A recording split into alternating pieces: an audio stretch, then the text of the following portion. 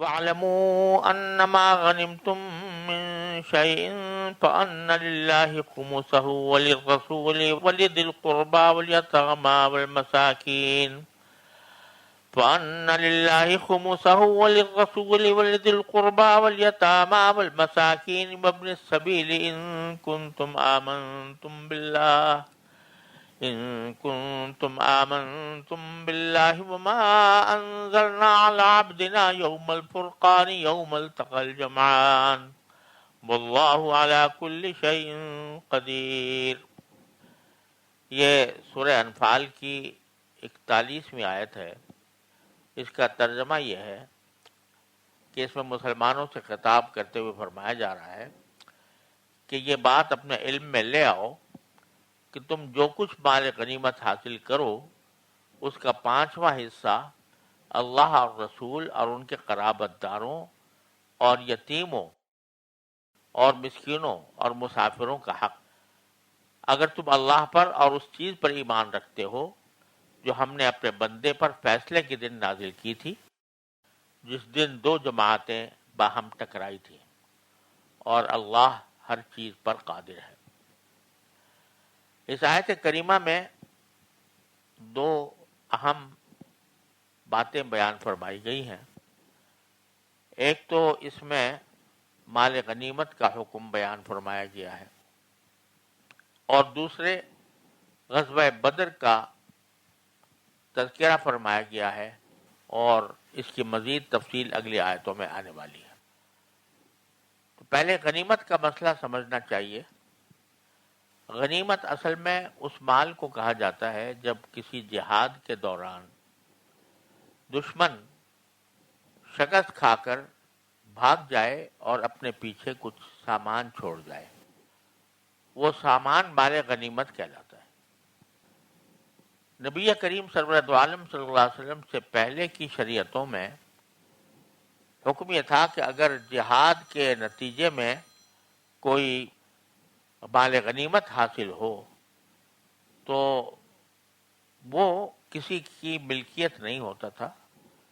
بلکہ اس کو کسی کھلے میدان میں یا کسی اونچی جگہ پر رکھ دیا جاتا تھا، اور آسمان سے آگ آ کر اس کو کھا لیتی تھی۔ مجاہدین کو اس سے فائدہ اٹھانے کی اجازت نہیں تھی۔ لیکن یہ رسول کریم صلی اللہ علیہ وسلم کی خصوصیت ہے کہ آپ نے فرمایا احلت لی الغنائم،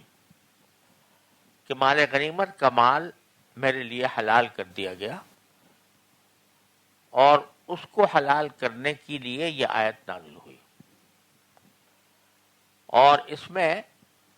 پہلے تو یہ فرمایا گیا کہ جو کچھ بھی مال غنیمت تم نے حاصل کیا ہو، من شیئن سے اشارہ اس طرف ہے کہ کوئی چاہے چھوٹی چیز ہو یا بڑی چیز ہو، اس کو مال غنیمت کے قاعدے کے مطابق ہی تقسیم کرنا ضروری ہے۔ جیسے کسی مرحوم کا ترکہ ہو تو اس ترکے میں چھوٹی سے چھوٹی چیز بھی شامل ہوتی ہے، کچھ چھوٹی سوئی ہوگی وہ بھی اس کے ترکے میں شامل ہوگی، اس کو بھی میراث کے قاعدے سے تقسیم کرنا ہوگا۔ اسی طرح مال غنیمت میں چاہے کوئی چیز بھی حاصل ہو، چاہے وہ معمولی ہی کیوں نہ ہو، اس کو بھی شریعت کے قاعدے کے مطابق تقسیم کیا جائے گا۔ شریعت کا قاعدہ یہ ہے کہ جو مجاہدین کسی تنخواہ کے بغیر جہاد کر رہے ہوں تو جو کچھ مال غنیمت حاصل ہوتا ہے وہ اس میں سے 5واں حصہ نکالنے کے بعد 4 حصے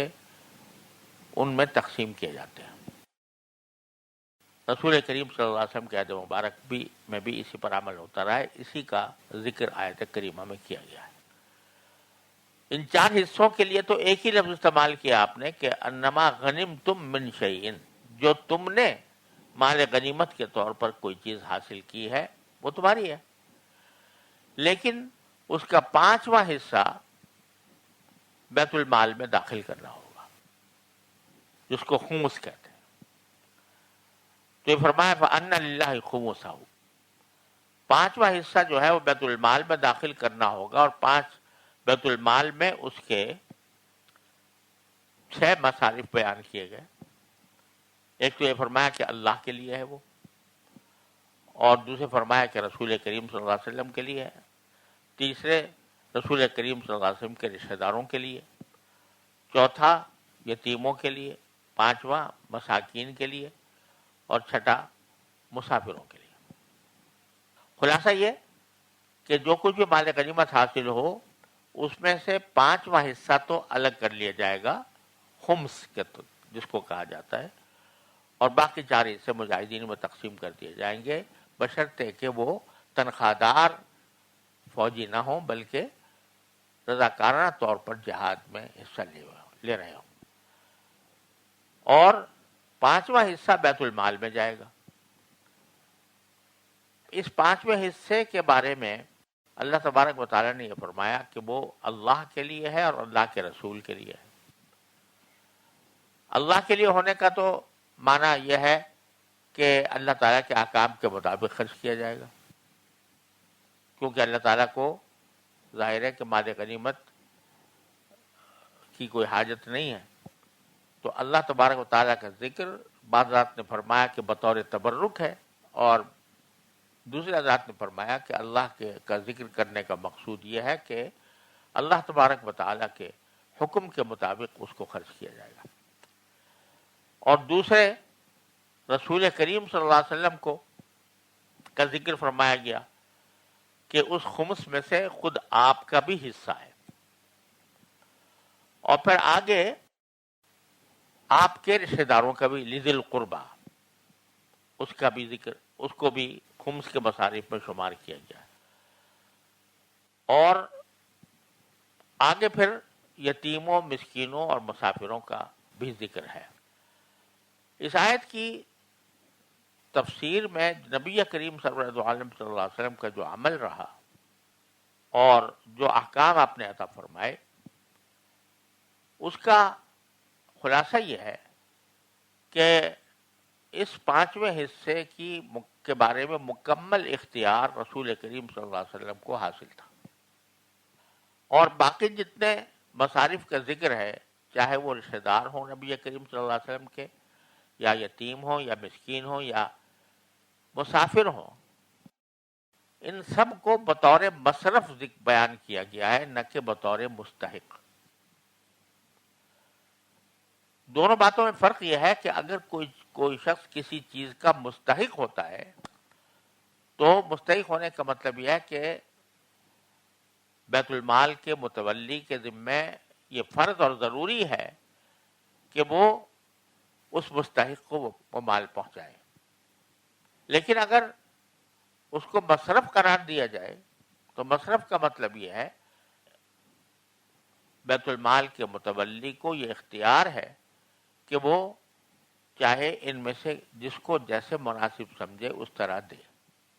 یہاں پر جو ذکر ہے وہ بظاہر اسی مفہوم میں آیا ہے کہ یہ مصرف ہے، اور مصرف ہونے کا ایک واضح اشارہ اس سے ملتا ہے کہ یہاں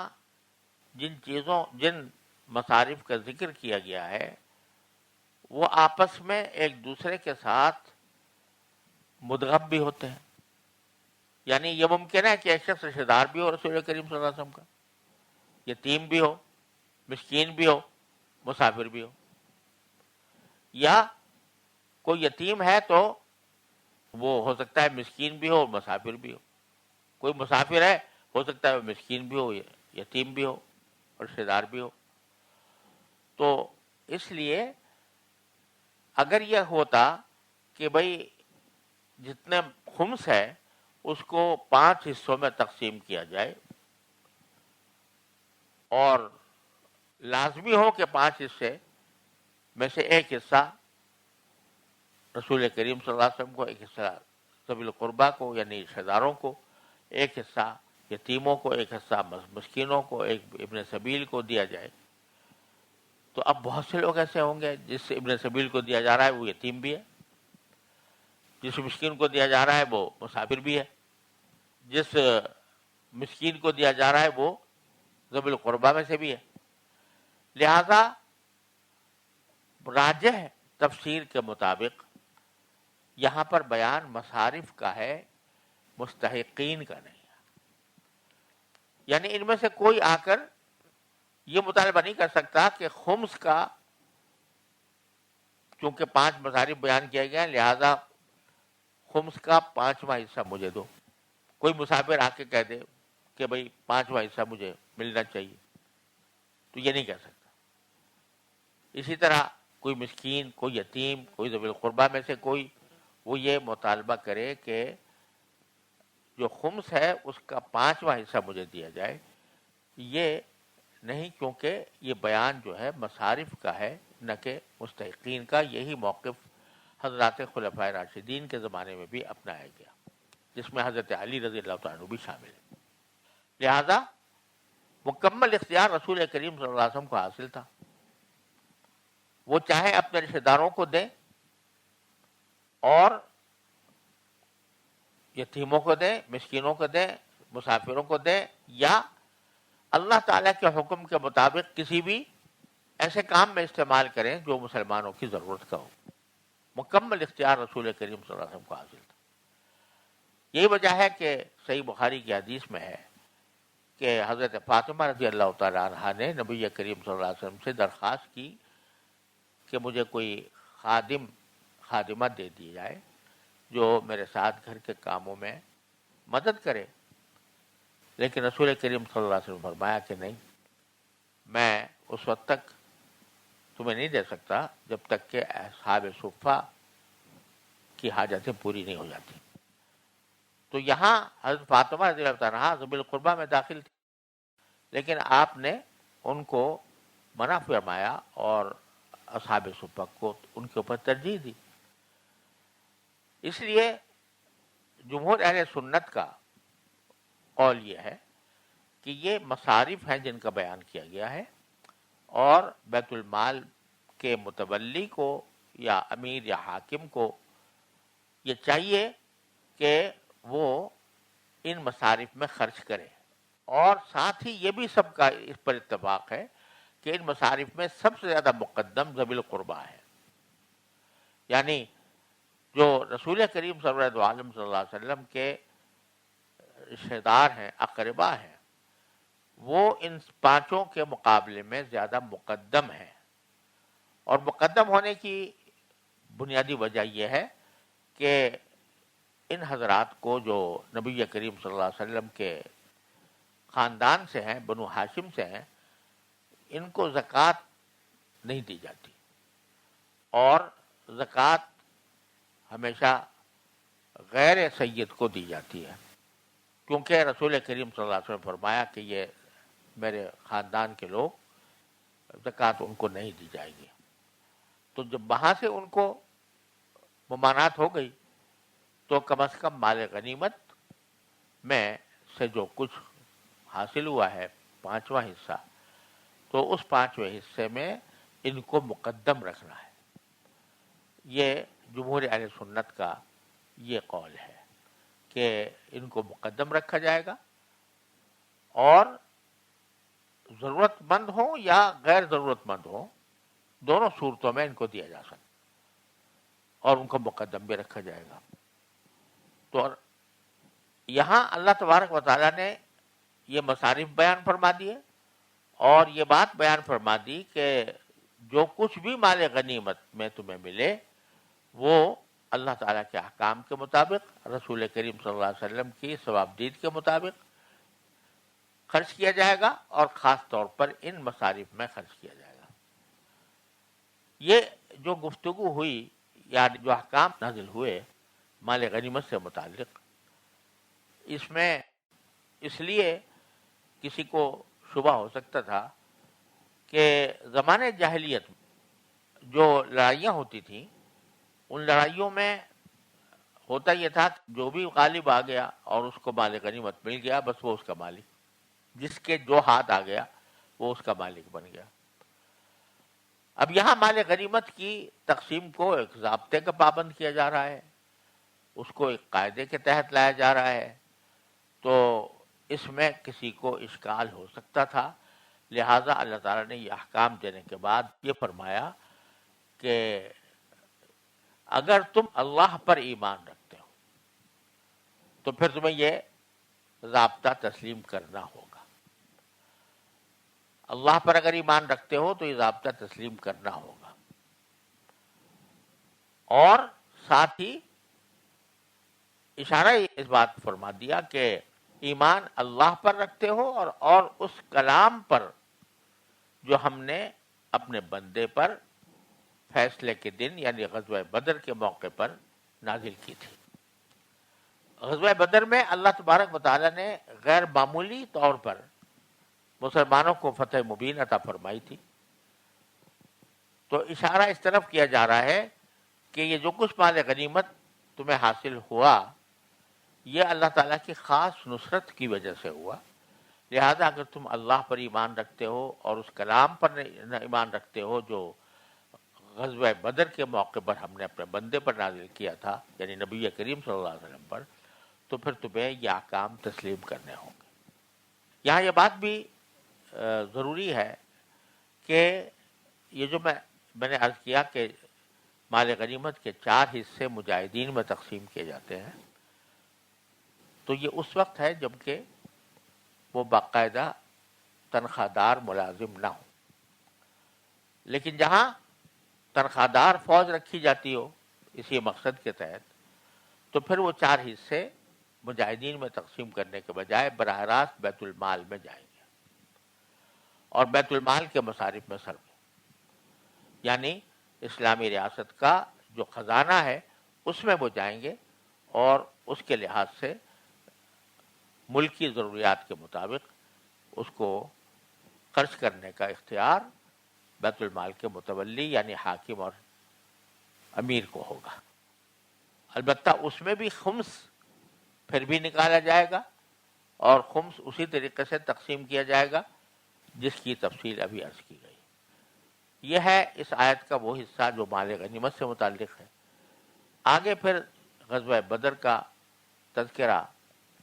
جس کی طرف اشارہ پچھلے بھی آیا ہے اور اب اس کو ذرا مزید تفصیل کے ساتھ اللہ تعالیٰ نے بیان فرمایا ہے،